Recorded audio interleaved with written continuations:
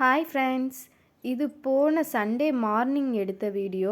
ஊருக்கு போயிட்டு என்னோடய வீட்டுக்கு வந்துட்டுருந்தேன். வீட்டுக்கு வந்தாச்சு. ரோஸ் செடியில் நான் ஊருக்கு போகும்போது மொட்டு தான் விட்டுருந்தது.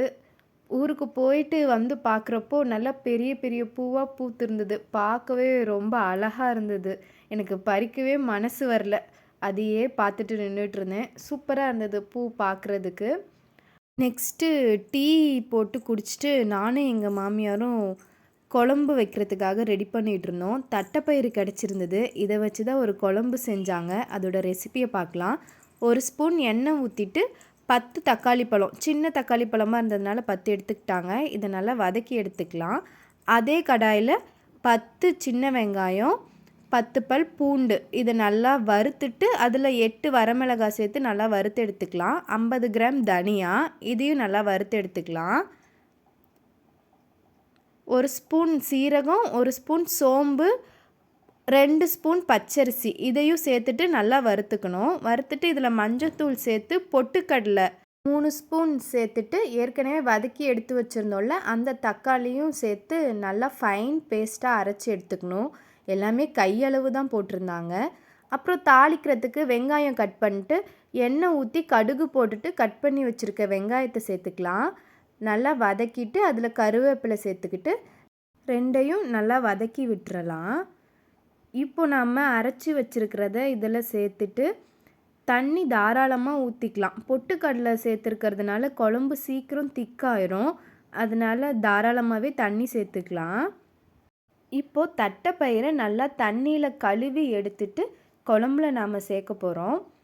இப்போவே குழம்புல சேர்த்தா தான் குழம்பு கொதிக்கும் போதே தட்டைப்பயிரும் நல்லா வெந்து வரும்.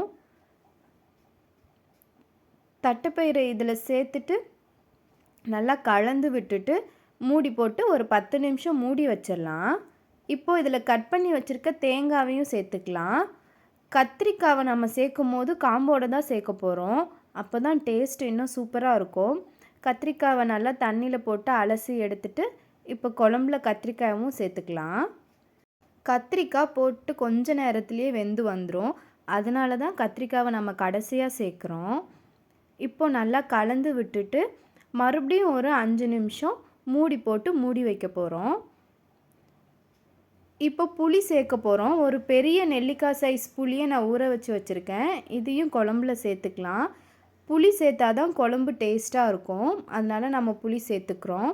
இப்போ சேர்த்துட்டு மறுபடியும் நல்லா கலந்து விட்டுட்டு உப்பு செக் பண்ணிக்கலாம். உப்பு கொஞ்சம் கம்மியாக இருந்ததுனால மறுபடியும் இன்னும் கொஞ்சம் உப்பு சேர்த்துக்கிறேன். இப்போ நல்லா கலந்து விட்டுட்டு குழம்ப நாம் மறுபடியும் மூடி போட்டு மூட போகிறோம். ஒரு 2 நிமிஷம் கொதிச்சா போதும். இந்த குழம்பு சாதத்துக்கு சூப்பராக இருக்கும். அதனால் நான் சாதம் இப்போ ரெடி பண்ணிகிட்ருக்கேன். அவ்வளோதான், 2 நிமிஷத்தில் குழம்பு சூப்பராக ரெடியாகி வந்துடும். கத்திரிக்காய், தட்டைப்பயிறு, தேங்காய் போட்ட குழம்பு ரெடி ஆயிடுச்சு.